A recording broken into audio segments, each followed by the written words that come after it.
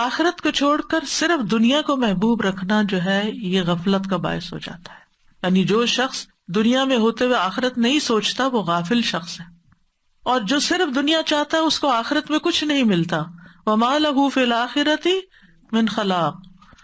سورۃ الاسراء میں اللہ تعالیٰ فرماتے ہیں من کان یرید العاجلۃ عجلنا لہ فیہا ما نشاء لمن نرید ثم جعلنا لہ جہنم یصلاھا مذموما مدحورا.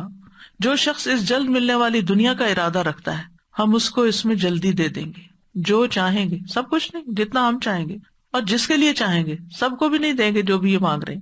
پھر ہم نے اس کے لیے جہنم تیار کر رکھی ہے جس میں وہ داخل ہوگا مذمت کیا ہوا، دھتکارا ہوا. کیوں؟ کیونکہ اس کی ساری کوششوں، طلب تڑپ، محبت کا فوکس صرف دنیا تھی. تو دنیاوی غرض سے اگر کوئی شخص عمل کرتا ہے، نیک عمل بھی چاہے کرے لیکن دنیا حاصل کرنے کے لیے، تو ایسے شخص کو آخرت میں کچھ حصہ نہیں ملے گا. لیکن اگر کوئی شخص آخرت کو حاصل کرنے کے لیے دنیا کے کام بھی کرتا ہے تو اس کی دنیا میں سے بھی آخرت کو حصہ مل جائے گا. لیکن محض دنیا کی خاطر نیک اعمال کرنے والے آخرت میں خسارے میں ہوں گے. اور اس کے لیے وہ حدیث ہے مشہور، ام سلمہ کہتی ہے میں نے نبی صلی اللہ علیہ وسلم سے کہا ہشام بن مغیرہ صلہ رحمی کرتا تھا، مہمانوں کی میزبانی کرتا تھا، غلاموں کو آزاد کرتا تھا، کھانا کھلاتا تھا. اگر وہ اسلام کا دور پاتا تو مسلمان بھی ہو جاتا، کیا یہ اعمال اس کو فائدہ دیں گے؟ آپ نے فرمایا نہیں، وہ تو یہ سب کچھ دنیا کے لیے دیتا تھا تاکہ دنیا میں اس کا چرچا ہو، اس کی شہرت ہو، وہ دنیا کی تعریف چاہتا تھا. اس نے ایک دن بھی یہ نہیں کہا رب اغفر لی خطیئتی یوم الدین، اے میرے رب بدلے کے دن میری خطاؤں کو معاف کر دینا. تو ہونا کیا چاہیے، اس طرح کے جتنے بھی ہم کام کریں، چیریٹی کے کام کریں، لوگوں کی خدمت، خیال رکھیں، ساتھ ہی دل میں دعا کرتے رہیں اور دل کا دھیان اس طرف رہے یا اللہ اس کا صلہ مجھے آخرت میں عطا کرنا اور اس کے بدلے میرے گناہ معاف کر دینا. یعنی صدقہ کرنے کی ایک نیت کیا ہونی چاہیے کہ اللہ اس کے بدلے میرے گناہ معاف ہو جائیں، کیونکہ صدقہ گناہوں کی آگ کو ٹھنڈا کرتا ہے، اللہ تعالیٰ کے غضب کو ٹھنڈا کرتا ہے کہ جو بندے پہ بھڑکتا ہے گناہوں کی وجہ سے. رسول اللہ صلی اللہ علیہ وسلم نے فرمایا اس امت کو عظمت و رفعت، دین و نصرت اور زمین میں اقتدار کی خوشخبری دے دو. یعنی یہ امت بہت اوپر بھی جائے گی. سو جو ان میں سے آخرت کا عمل دنیا کے لیے کرے گا اس کا آخرت میں کوئی حصہ نہیں ہوگا. یعنی تمہیں دنیا ملے گی لیکن ایسا نہ ہو کہ آخرت والے اعمال بھی دنیا کمانے کے لیے کرنے لگو. سورۃ نازعات میں آتا ہے فَأَمَّا مَن طَغَىٰ وَآثَرَ الْحَيَاةَ الدُّنْيَا فَإِنَّ الْجَحِيمَ هِيَ الْمَأْوَىٰ. جس نے سرکشی کی، دنیا کی زندگی کو ترجیح دی تو جہنم اس کا ٹھکانہ ہوگی. دنیا کی طلب انسان کو بعض اوقات گمراہی کے راستے پر لے جاتی ہے. یعنی انسان اللہ کے راستے پر نہیں چل سکتا جب اس کی دنیا کی خواہشات بڑھ جاتی ہیں، اور بعض اوقات وہ دنیا سے ایسی محبت کرنے لگتا ہے کہ آخرت کے بارے میں کوئی ذکر بھی کر دے تو اس کو برا لگتا ہے کہ آپ ہر وقت موت کی باتیں کرتے ہیں، آپ جنت کی باتیں کرتے ہیں، جہنم کی باتیں کرتے ہیں.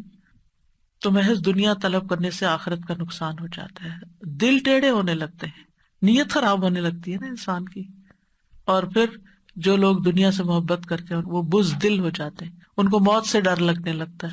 چھوٹی چھوٹی پریشانی، چھوٹے چھوٹے حادثے ان کو خوف زدہ کر دیتے ہیں. یعنی چھوٹا سا بھی کوئی نقصان ہوتا ہے تو ان کے اوپر پہاڑ بن کے گرتا ہے، کیونکہ ان کو کیا ڈر لگ جاتا ہے کہ ہماری دنیا بگڑنے لگی ہے.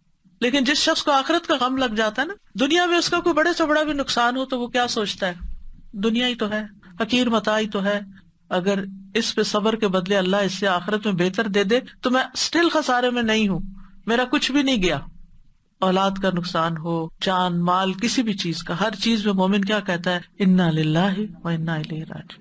یہ چیز گئی ہے، ہم بھی اللہ کے ہیں، ہمیں بھی چلے جانا ہے.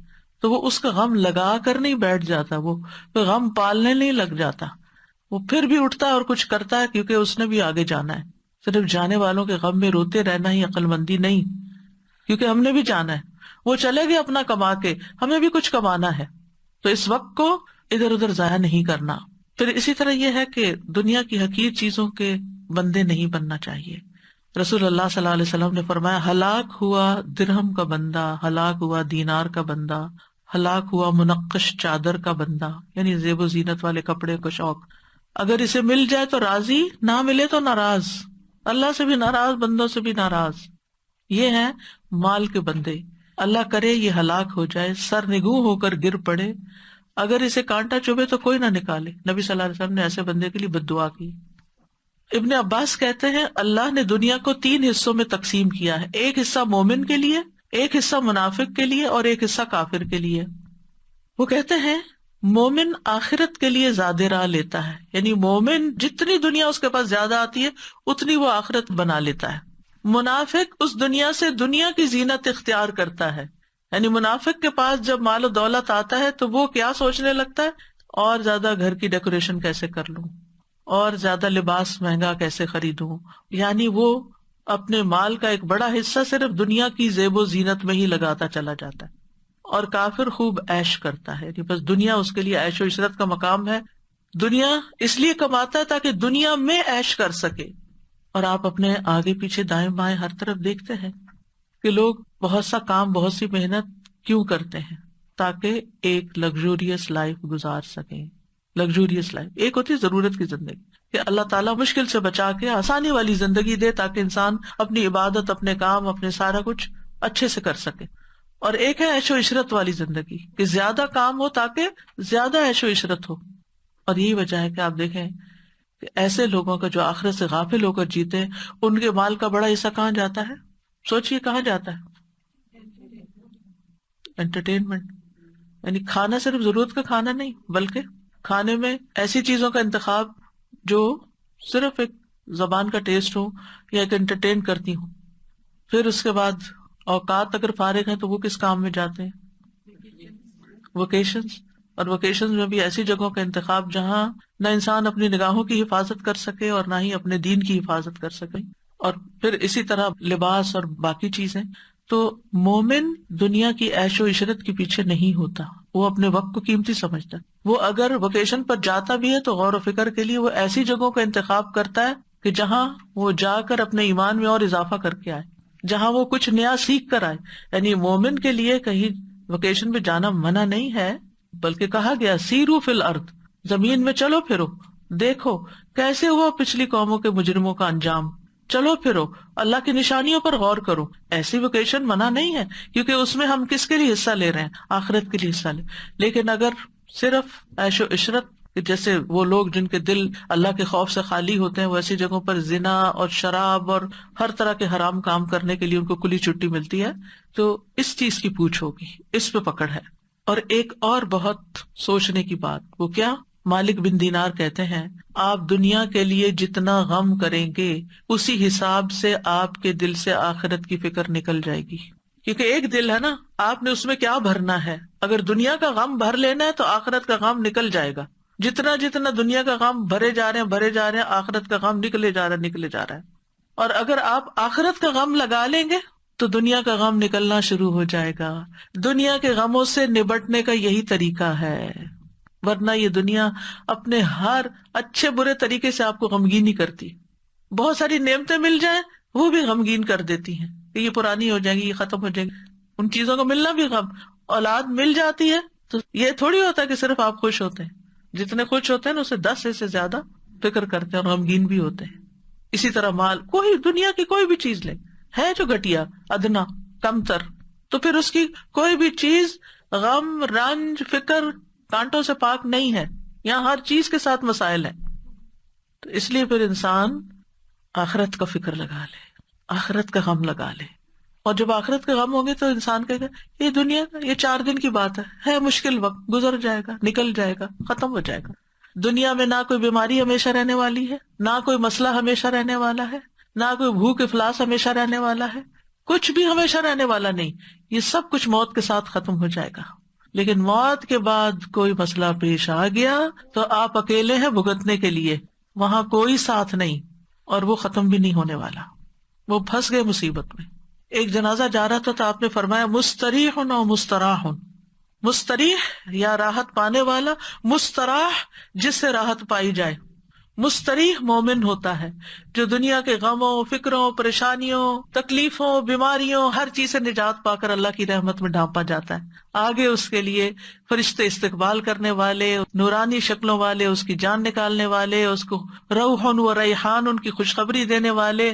قبر اس کے لیے بہت وسیع باغ کی طرح، اور اس کے لیے آرام اور راحت اور نعیم، اور پھر رب کی رضا کی خوشخبری، جنت کو دکھا دیا جائے گا۔ مستریح، دنیا میں نہیں جانا واپس، غموں کا گھر، وہ دنیا میں رہنے کو پسند ہی نہیں کرے گا.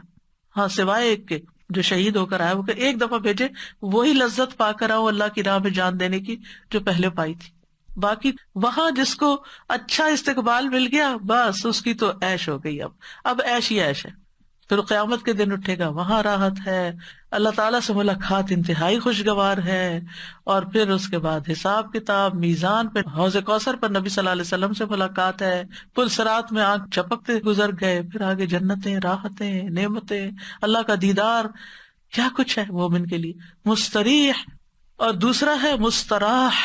وہ کون ہے؟ جو مرتا ہے تو لوگوں کو سکون ملتا ہے، لوگوں کی زندگی آرام میں آتی ہے، کیونکہ اس نے اتنا فساد مچایا ہوا ہوتا ہے فرعون کی طرح دنیا میں، کہ جب ایسے فرعون دنیا سے جاتے ہیں، ایسے فسادی لوگ دنیا سے جاتے ہیں، ایسے فسادی لوگ گھر سے نکلتے ہیں تو گھر والے شکر کرتے ہیں، اللہ تیرا شکر ہے تو نے اٹھا لیا اس بندے کو، ہماری جان آسان ہو گئی. ایسے نہ بنے کہ لوگ آپ کے مرنے کی دعائیں کرنے لگے، لوگوں کے فائدے کے بنے، لوگوں کے کام کے بنے. کچھ لوگ ایسے ہوتے ہیں جن کی زندگیاں گھر والوں نے حرام کی ہوئی ہوتی ہے، اور بعض اوقات صرف ایک خاتون یا ایک مرد کی وجہ سے وہ زندگی حرام. ابیوسو ہسبینڈ، یعنی کوئی کام سیدھا نہیں، کوئی بات سیدھی نہیں، ہر بات پہ گالیاں گلوچ، مار کٹائی، لڑائی جھگڑے. آپ یقین کریں اس وقت روزے سے ہوں، یعنی شاید ہی کوئی دن یا پھر شاید ہی کوئی ویک ایسا جاتا ہے کہ جس میں اس قسم کی باتیں نہ سننے کو ملے، کہ جس میں خواتین اپنے ہسبینڈز کی برائیاں اور ان کی تکلیفیں، یا ساس کی برائیاں، یا کسی اور کی، یعنی لوگوں نے لوگوں کو ہی دکھی اور پریشان کر کے رکھا ہوا ہے. لوگوں نے لوگوں کی زندگیاں حرام کی ہوئی ہیں، گھر میں لڑائیاں، بچوں کی طرف سے پریشانیاں. لگتا ہے کہ کوئی گھر خالی نہیں ہے اس سے. لوگوں کو آخرت بھول گئی ہے، اسی لیے وہ اپنی زبان سے دوسروں کو تکلیف دیتے ہیں، اسی لیے وہ دوسروں کے اوپر ظلم ڈالتے ہیں، اسی لیے بدتمیزی اور بد اخلاقی کرتے ہیں کہ کوئی ان کو پوچھنے والا نہیں ہے. اگر انہیں اللہ کا ڈر ہو، اللہ کا تقویٰ ہو، انہیں فکر ہو کہ قبر میں بھی جانا ہے، فرشتے نے جان لینے بھی آنا ہے، اور ایسا بے بس ہو کے پڑا ہوگا کہ کوئی بھی مدد نہیں کرے گا، تو رہ جائے گا یہ سارا دنیا کا ساز و سامان. بعض اوقات صرف مال کے پیچھے جھگڑے ہیں، بہن بھائی خون کے رشتے آپس میں کٹے ہوئے اور ایک دوسرے پہ مقدمے کر رہے ہیں، ایک دوسرے سے لڑائیاں کر رہے ہیں. یعنی حد ہی ہو گئی ہے فتنے فساد کی کہ آپ جدھر نظر اٹھا کے دیکھتے جس بندے کے پاس بیٹھتے ہیں وہیں کوئی نہ کوئی ایسے ظلم کی داستانیں ہیں. ہم کدھر کو جا رہے ہیں؟ ہم کیا کر رہے ہیں؟ ہمیں اپنی آخرت بھولی ہوئی ہے، اس لیے یہ سب کچھ ہے. چھوٹے سے دنیا کے حقیر مال و متاع کے لیے آپس کی لڑائیاں ہو رہی ہیں. تو بہرحال جو دنیا کا غم لگاتا ہے وہ آخرت سے غافل ہو جاتا ہے، اور جو آخرت کا غم لگاتا ہے وہ دنیا کے غم سے آزاد ہو جاتا ہے. اور خاص طور پر جو ہی موت آتی ہے مستریح. اس لیے مومن جو ہے وہ موت کی تیاری کرتا ہے، فکر کرتا ہے کہ وہاں پریشانی نہ ہو، لیکن اس کو ایک پل خوشی بھی اندر سے ہوتی ہے کہ جانے سے فائدہ ہی ہے اگر اللہ تعالیٰ لے جاتا ہے. لیکن جو شخص دنیا سے محبت کرتا ہے اس کو دنیا چھوڑنے کا بھی بڑا غم ہے کہ میں دنیا چھوڑ آیا. وہ جس کو میں نے دن رات کمایا، وہ میرے کاروبار، وہ میرے بزنس، وہ میری جابیں، وہ میرے مال، وہ میرا بینک بیلنس، وہ کدھر گیا سب کچھ. یعنی ایک وہ شخص ہے جس کو ڈاکٹر کہتے ہیں بس آپ کے پاس 2 مہینے ہیں، اور اس نے اپنی آخرت کے لیے تیاری کی ہوتی ہے تو وہ سکون سے ان 2 ماہ کو گزارتا ہے اللہ کا ذکر کرتے، اللہ کا یاد کرتے ہوئے. اور ایک وہ شخص ہے جس نے صرف دنیا میں اپنا سب کچھ لگایا ہوتا ہے، جب اس کو موت کی خوشخبری کوئی دے دیتا ہے کہ اب تو آپ کے پاس گنے چنے دن ہیں، تو اس کو یہ غم پھر بھی کم ہوتا ہے کہ آگے کیا ہونا ہے میرے ساتھ. اس کو پھر یہ غم ہوتا ہے کہ میرے پیچھے اس مال کا کیا ہوگا، ہائے افسوس میں اس سے فائدہ نہ اٹھا سکا، جس کے لیے میں نے چوری کی، ڈاکے ڈالے، لوگوں کے مال غصب کیے، حرام کھایا، اور ظلم اور زیادتی کے ساتھ میں نے اپنی زندگی گزاری. تو اس لیے ابھی وقت اور مہلت ہے ہمارے پاس، ہم اپنے رویوں کو ٹھیک کر لیں، ہم صبر سے کام لیں، ہم اپنے اخلاق کو اچھا کر لیں، اور ہم اپنی آخرت کو کسی قیمت پر نہ جانے دیں. جو ہمارا حصہ نہیں بنتا، جو ہمارا مال نہیں، اس کے اوپر ہم نظر ہی نہ رکھیں. ظلم اور زیادتی کے ساتھ کسی کا مال ہتھیانے کی کوشش نہ کریں، جھوٹ بول کر کسی سے کچھ حاصل نہ کریں، اور اگر سچ بول کر اپنا بھی کچھ جاتا ہے تو جو رزق آپ کی قسمت میں ہے وہ آپ کے پاس آئے گا.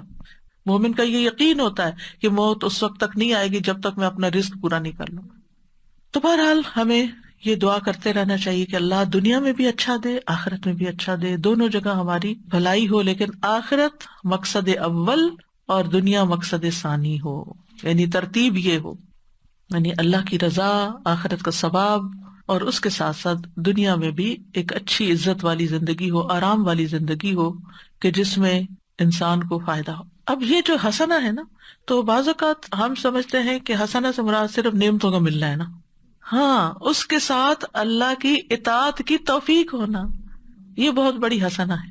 مثلاً آپ اپنے والدین کے خدمت گزار ہیں، ان کے فرما بردار ہیں، آپ اپنے گھر میں ایک امن سکون قائم کیے ہوئے ہیں، آپ اپنے شوہر کے مددگار ہیں، آپ اپنے بچوں کی خدمت کرتے ہیں، اور خوش دلی سے یاد رکھیں یہ کام سب کو کرنے پڑتے ہیں کسی نہ کسی درجے میں، تھوڑا یا زیادہ، لیکن ایک وہ ہے جو خوشی سے کرتا ہے، اجر کی نیت سے کرتا ہے، اور ایک وہ ہے جو مارے بندے کرتا ہے اور کر کے ضائع کرتا ہے۔ کام کر کے تھک گئے، چار سنائی اس کو، چار سنائی اس کو، سب ضائع، کوئی فائدہ نہ ہوا۔ تو یہ حسنہ کیا ہے کہ آپ کو اخلاق حسنہ نصیب ہو۔ جب ہم مانگتے ہیں ربنا آتنا فی الدنیا حسنہ، ساری بلائی اچھا اخلاق دے اللہ، تاکہ ہم تھکے بھی تو تیری خاطر صبر کریں، ہمیں کوئی تکلیف پہنچے تو تیری خاطر صبر کر جائے، فوراً چنک کے جواب نہ دیں۔ بعض لوگ ہوتے ہیں اتنی سی بات برداشت نہیں کرتے، ذرا سی بات برداشت نہیں کرتے، کسی نے ذرا سا کچھ کہہ دیا فوراً پلٹ کے جواب، اور ایسا جواب کے پہلے سے بھی زیادہ دوسرے کا دل جلا دیا۔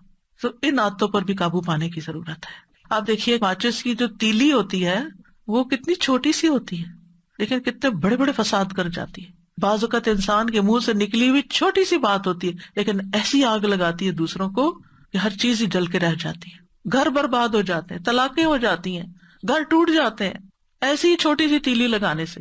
تو اگر اللہ نے آپ کو بولنے کی طاقت دی ہے تو اس کو صحیح سے استعمال کریں۔ اور پھر آپ دیکھیے کہ جب انسان اپنی آخرت کی فکر کرتا ہے نا، تو اس کی دنیا خود ہی سنورنے لگتی ہے۔ جو اللہ کی رضا چاہتا ہے پھر اس کے حالات درست ہونے لگتے ہیں، کیونکہ وہ اللہ کے لیے صبر کر لے گا، وہ اللہ کے لیے کسی کی مدد کر دے گا، وہ اللہ کے لیے ہر کام کرنے کو تیار ہو جائے گا، اور جو خیر بانٹتا ہے خیر پلٹ پلٹ کے اس کی طرف آتی ہے۔ تو آپ دیکھیے کہ اگر انسان اللہ کی رضا کے لیے اور آخرت کی کامیابی کے لیے مثلا دنیا میں عبادت کرتا ہے، استغفار کرتا ہے کہ اس کے گناہ معاف ہو جائیں، تو اس کے بدلے میں دنیا میں بھی بھلائی ملے گی، دنیا کا رزق بھی ملے گا، اولاد بھی ملے گی، اور باقی چیزیں بھی پائے گا۔ اور اگر کوئی دین کو چھوڑ کر صرف دنیاوی مادی نعمتوں کو دنیا سمجھتا ہے تو وہ ساری چیزیں حسنہ میں نہیں آتی، یعنی پھر وہ ملی آپ کو تو آپ کے لیے شر بھی ہو سکتی، الا یہ کہ وہ خیر کے کاموں میں لگے۔ یعنی مثلاً اگر آپ صرف استغفار کرتے ہیں دنیا حاصل کرنے کے لیے اور آخرت کا کوئی ارادہ نہیں، تو ہو سکتا ہے کچھ دنیا مل جائے آپ کو کہ آپ کے گناہ معاف ہو، دنیا مل گئی، لیکن آگے والی چیز کہاں گئی؟ تو چاہے استغفار کرنے والے کوئی بھی کام کرنے والے ہوں تو لازماً اس کے نتائج کو ضرور دیکھیں جو اللہ تعالیٰ نے ہمیں بتائے ہیں۔ بہرحال کہنے کا مطلب یہ ہے کہ جب دنیا کی بھلائیاں مانگیں تو دنیاوی اغراض غالب نہیں ہونے چاہیے۔ امام غزالی کہتے ہیں اگر انسان کی نیت میں دنیاوی مقصد غالب ہے، یعنی کسی بھی کام کے لیے، تو اس کا کوئی اجر نہیں ہوگا آخرت میں، اور اگر دینی مقصد غالب ہے تو اسی حساب سے اس کو اجر ملے گا جتنی نیت تھی اس کی اللہ سے پانے کی۔ یعنی عبادات میں جیسے روزہ ہے تو صرف اس لیے نہیں رکھے کہ صحت اچھی ہو جائے گی روزے رکھ لیتے ہیں، نماز ہے اس لیے نہیں کہ اچھا 2 تراویح کھڑے ہو کے پڑھتی ہوں تو زیادہ کیلوریز برن ہوگی، یہ نہیں دل میں ہونا چاہیے۔ اگر خیال آ بھی گیا تو فوراً جھٹکے اور کہے نہیں قوموا للہ قانتین۔ تو اگر اللہ کی عبادت اور اطاعت میں اللہ کی رضا حاصل کرنے کا غلبہ ہے، یعنی وہ اجر پانے کا زیادہ ہے، تو ہی اجر ملے گا، ورنہ ضائع۔ مثلاً حجاج کے لیے اجازت ہے کہ وہاں پر بزنس بھی کر لیں، لیس علیکم جناح ان تبتغوا فضلا من ربکم، حج کے لیے جا رہے ہو اگر کچھ خرید و فروخت کرنی ہے تو کر سکتے ہو، ایسا منع نہیں ہے۔ یعنی بعض لوگ بازار جانے کو انتہائی کنڈیم کرتے ہیں، ایسا نہیں ہے، آپ جا سکتے ہیں، آپ میں ہمت ہے تو آپ جائیں، آپ کو وقت ملا تو آپ جائیں۔ آپ اگر کچھ خریدتے ہیں، کچھ یہاں سے لے جاتے ہیں سیل کرنے کے لیے، سیل کر کے کچھ نفع کما کے اس سے کچھ اپنے خرچ پورے کرتے، کوئی منع نہیں۔ لیکن اگر آپ جاتے ہی صرف اس نیت کے لیے ہیں، آپ کہتے ہیں مجھے اپنا بزنس کرنا اور میں حج بھی کر لوں گا، تو یہ نہیں ہونا چاہیے، ٹھیک ہے نا۔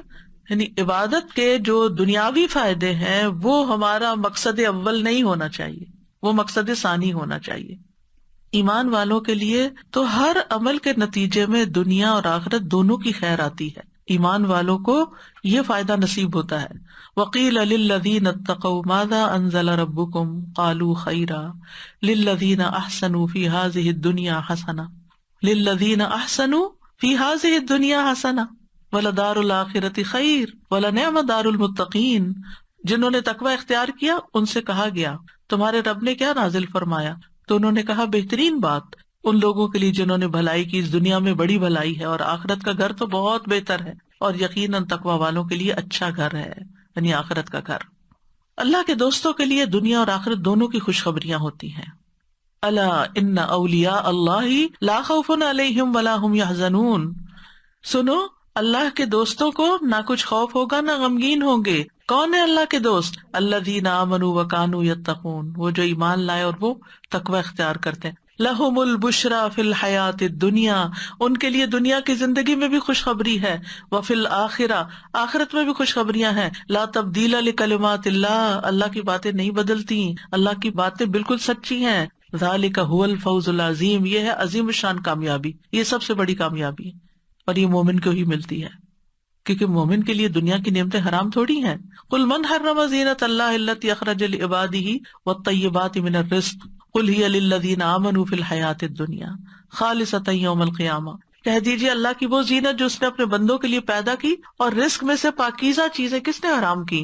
کہہ دیجیے یہ چیزیں دنیا کی زندگی میں ان لوگوں کے لیے جو ایمان لائے، اور قیامت کے دن بھی خالصتاً ان کے لیے ہوں گی۔ اور پھر آپ دیکھیں کہ جب یہ دونوں دعائیں آپ مانگتے ہیں تو اللہ تعالیٰ دونوں ہی قبول کرتا ہے۔ جابر کہتے ہیں رضی اللہ عنہ، میں نے نبی صلی اللہ علیہ وسلم سے سنا، آپ فرماتے تھے رات میں ایک گھڑی ایسی ہے جو مسلمان بندہ اس کو پا لیتا ہے، اس میں وہ دنیا اور آخرت کی کسی بھی خیر کا سوال کرتا ہے، اللہ تعالیٰ وہ بھلائی اس کو ضرور عطا کر دیتا ہے۔ اس لیے رات کو جب سائڈ بدلے کچھ نہ کچھ مانگ لیا کریں، کیا پتہ یہی وہ گھڑی ہو۔ تہجد کے لیے اٹھیں پھر دعائیں مانگیں، یعنی اللہ سے اچھی امید رکھ کر دنیا اور آخرت دونوں ہی۔ پھر اسی طرح آپ دیکھیں کہ کسی کو خالی دنیا کی دعا دینا منع نہیں، زیادہ بہتر ہے کہ آپ اس طرح دعا دیا کریں اللہ تعالیٰ آپ کو دنیا اور آخرت کی تمام بھلائیاں عطا کرے، اور یہ اسی دعا کا ترجمہ ہے بیسیکلی، ٹھیک ہے۔ لیکن جب آپ دنیا کی بھی بھلائی کی کسی کو دعا دینا تو اس سے مقصد یہی ہو کہ یہ نعمتیں اس کو جو ملے اس سے ہی اپنی آخرت کما لے، یہ ٹولز ہیں آخرت کے لیے۔ حضرت انس کہتے ہیں نبی صلی اللہ علیہ وسلم ہمارے ہاں تشریف لائے، وہاں میری والدہ اور میری خالہ ام حرام کے سوا کوئی نہیں تھا، یعنی 2 مرد 2 عورتیں، نبی صلی اللہ علیہ وسلم اور حضرت انس اور 2 عورتیں یعنی امی اور خالہ۔ آپ نے فرمایا کھڑے ہو جاؤ میں تمہیں نماز پڑھاؤں۔ فرض نماز کے وقت کے علاوہ کی نماز تھی، یہ نفل نماز سے، تو آپ نے جماعت سے نماز پڑھائی ہوگی، جیسے آج کل ہم تراویح پڑھتے ہیں، اور کچھ لوگ جماعت مسجد میں پڑھ کے آ جاتے ہیں گھر اور پھر گھر تراویح پڑھ لیتے ہیں، ایسا بھی کیا جا سکتا ہے۔ پھر آپ صلی اللہ علیہ وسلم نے ہمارے سب گھر والوں کے لیے دنیا اور آخرت کی تمام بھلائیوں کی دعا کی۔ یہ آپ کی سنت، آپ کا طریقہ ہے نا، کسی کے گھر جائیں تو اس گھر میں آپ اس طرح نماز بھی پڑھ سکتے ہیں اور گھر والوں کو دعا بھی دے سکتے ہیں۔ اس کے بعد میری ماں کہنے لگی اللہ کے رسول صلی اللہ علیہ وسلم یہ آپ کا چھوٹا سا خدمت گزار ہے، اس کے لیے خصوصی دعا کریں، یعنی حضرت انس۔ تو آپ نے میرے لیے ہر بھلائی کی دعا کی، میرے لیے آپ نے جو دعا کی اس کے آخر میں یہ تھا اللہم اکثر مالہ و ولدہ و بارک لہ فیہ، اے اللہ اس کا مال اور اس کی اولاد زیادہ کر اور اس کے لیے ان میں برکت ڈال دے، یعنی صرف دنیا کی یہ 2-3 چیزیں مانگی۔ تو یہ دعا دینے کا طریقہ بھی آنا چاہیے، یعنی دوسروں کو ہم سب سے بہترین تحفہ جو دے سکتے ہیں وہ دعا کا تحفہ ہے، اور دل سے دینی چاہیے، صرف تکلفاً اور رسماً نہیں ہونی چاہیے۔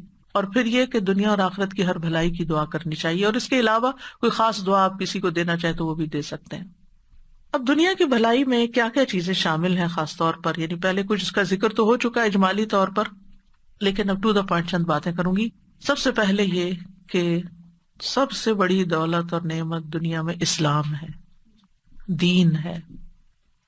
الحمدللہ اللہ نے ہمیں یہ دولت عطا کی ہے، ہمیں مسلمان پیدا کیا، ہمیں دین دیا، اس کے لیے ہمیں اللہ سے دعا کرنی چاہیے کہ اللہ ہمیں دین کا نفعمند علم عطا فرمائے، یہ سب سے بڑی دولت ہے۔ ایمان کے بعد جو دولت مانگنی چاہیے وہ رب زدنی علما ہے، یہ مل گیا آپ کو، آپ کے علم میں اضافہ ہوتا گیا تو نتیجہ کیا ہوگا، آپ کے نیک اعمال زیادہ ہوتے جائیں گے۔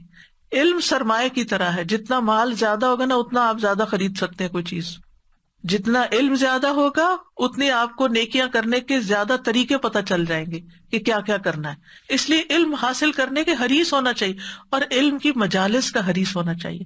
یہ دنیا کی بہت بڑی حسنہ ہے، بہت بڑی بھلائی ہے، جس کو یہ نصیب ہو جائے کہ اس کو اللہ تعالیٰ موقع دے دے، وقت دے دے، توفیق دے دے کہ وہ علم کی مجلس میں حاضر ہو جائے اور وہاں سے کچھ لے کے اٹھے، کوئی خزانہ پا کے جائے اور اس پر پھر عمل بھی کرے۔ اس کے بعد سب سے بڑی دولت نیک اعمال کی توفیق ملنا. نبی صلی اللہ علیہ وسلم نے فرمایا نیک عمل کرو. ہر شخص کو ان اعمال کی توفیق دی جاتی ہے جن کے لیے وہ پیدا کیا گیا. جو شخص نیک ہوگا اسے نیکوں کے عمل کی توفیق ملی ہوتی ہے، اور جو بدبخت ہوتا ہے اسے بدبختوں کے عمل کی توفیق ملی ہوتی ہے. آپ دیکھیں بہت سے لوگ علم رکھتے ہیں مگر عمل کوئی نہیں کرتے، باتیں بہت کرتے ہیں لیکن جب عمل کا وقت آتا ہے انہیں سمجھ ہی نہیں آتی انہوں نے کیا کرنا ہے. تو اس لیے حکمت مانگنی چاہیے کہ اللہ ہمیں رائٹ ٹائم پہ رائٹ ڈیسیژن کرنے کی توفیق عطا کر، کہ کس وقت کرنا کیا ہے، ہمیں اپرچونٹیز اویل کرنے کی توفیق دے. کیونکہ بعض اوقات ہمارے گھر کے سامنے دریا بہ رہا ہوتا ہے اور ہم پیاسے بیٹھے ہوتے ہیں کیونکہ ہمیں توفیق نہیں ہوتی، ہمیں سمجھ نہیں آ رہی ہوتی کہ یہ بھی خزانہ ہے.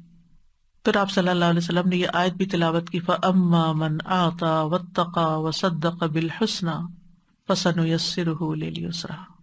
پھر یہ ہے کہ انسان اچھے علم پر عمل کے ساتھ ساتھ، توفیق مانگنے کے ساتھ ساتھ ہر کام میں اللہ کی مرضی کو تلاش کرے، اس کے مطابق زندگی بسر کرے. فرمایا افمن اتبع رضوان اللہ کمن باء بسخط من اللہ ومأواہ جہنم وبئس المصیر ہم درجات عند اللہ واللہ بصیر بما یعملون. آل عمران 162 اور 3. کیا وہ شخص جو اللہ کی رضا کے پیچھے چلا اس شخص جیسا ہے جو اللہ کی طرف سے کوئی ناراضگی لے کے لوٹا جس کا ٹھکانہ جہنم ہے اور وہ برا ٹھکانہ ہے؟ یہ لوگ اللہ کے نزدیک مختلف درجات میں ہیں اور اللہ خوب دیکھنے والا ہے جو وہ کر رہے ہیں. پھر نعمتوں کو صحیح استعمال کرنے کی توفیق مانگنا کہ اللہ جو تو نے دیا ہے اس کو مجھے اچھی طرح برتنا بھی نصیب فرما. کیونکہ کچھ لوگوں کے پاس بہت کچھ ہوتا ہے انہیں سمجھ ہی نہیں آتی وہ کہاں خرچ کریں، وہ ادھر ادھر پھینکتے رہتے ہیں، فضول چیزوں پہ خرچ کرتے رہتے ہیں، گھر میں بیکار کی چیزیں خرید کر لے آتے ہیں جسے کوئی استعمال نہیں کرتا، ردی کی ٹوکری میں جاتی ہیں یا ایسی جگہ پر جہاں کوئی بھی ان کا خریدار نہیں ہوتا. مطلب کیا ہے کہ مطلب یہ کہ پھر سمجھ نہیں ہے نا، عقل نہیں ہے. تو نعمتوں کو صحیح استعمال کرنے کی توفیق ملنا بھی حسنہ ہے. تندرستی، وقت کا صحیح استعمال، لمحے کا صحیح استعمال. صرف ٹک ٹاک پر ہی نہیں بیٹھے رہیں کہ ایک کے بعد ایک چیز دیکھتے رہیں، انجوائے کرتے رہیں، صرف سیاست کے اوپر ہی باتیں نہ کرتے رہیں. افسوس یہ کہ آج کل اچھے بھلے عقل مند مسلمان جو قرآن پڑھے ہوئے ہیں، دین جانتے ہیں، وہ رمضان کی رحمتوں اور برکتوں سے فائدہ اٹھانے کی بجائے اپنی شخصیت پرستی میں مبتلا ہو کر اپنی شخصیتوں کے ترانے پڑھ رہے ہیں یا مخالفوں پر سچے جھوٹے الزام لگا رہے ہیں. کیا کما رہے ہیں؟ سوچو کیا کما رہے ہو؟ آپ کی ان باتوں سے کیا آپ کی تقدیر بدل جائے گی؟ کیا بنے گا آپ کا؟ کس قدر خسارے میں ہیں ہم. یہ لمحات، یہ گھڑیاں کوئی ہم نے گارنٹی لے رکھی ہے کہ اگلے سال ہمیں ملیں گی؟ خبروں پہ خبریں، تبصروں پہ تبصرے، باتوں پہ باتیں، نتیجہ کیا ہے؟ آج سے 1 سال پہلے آج کے دن جو خبریں تھی مشہور، کچھ یاد ہے آپ کو؟ کچھ بھی یاد نہیں. اس کا آپ کی زندگی پہ کیا اثر پڑا؟ اور اگر پڑا بھی، اگر کووڈ کی خبریں تھی کوئی اور پڑا بھی، تو آپ نے بٹ رہے ہیں نا اکیلے، کسی اور کو کیا اس سے. تو شخصیتوں پر باتیں کرنے اور تبصرے کرنے سے مکمل پرہیز کریں. الزام تراشی اور کانسپریسی اور یہ اور وہ اور ان سب باتوں سے زبان بند کر. ہمیں کچھ حقائق کا نہیں پتا ہوتا. اس دنیا میں بہت کچھ جھوٹ اور ملمہ سازی، اس لیے خاموشی بہتر ہے. من سمتا نجا، جو خاموش رہا نجات پا گیا. آپ کی ایک بات جو آپ نے سوشل میڈیا پہ غلط کہی اور اس کو 1000 لوگوں نے آگے پھیلا دیا، تو کیا ہوگا قیامت کے دن؟ کیسی پکڑ ہوگی کہ وہ 1000 لوگوں کا بھی دین آپ کو پڑ جائے گا. تو اس لیے جو کرنے کا کام ہے اس کی طرف توجہ کرے. پھر اسی طرح بدن میں عافیت مانگنا، نیک بیوی اور اچھا پڑوسی مانگنا، اچھی سواری اور کشادہ گھر ملنا، یہ بھی انسان کی سعادت مندی کی علامت. یہ دعا کرنے میں کہ اللہ مجھے اچھی گاڑی دے، اس سے بہتر دے، اس سے اچھا گھر دے کہ جو میرے لیے زیادہ بہتر ہو تیرے دین کے کام کے لیے. پھر اسی طرح جو ملا ہے اس پر قناعت کرنا، اس پر قناعت، کنٹینٹمنٹ، یہ چیز انسان کے لیے بھلائی کی ہے. پھر صبر اور شکر کرنے والا دل اور ذکر کرنے والی زبان مانگنا، مال کو اچھے کاموں میں خرچ کرنے کی توفیق مانگنا.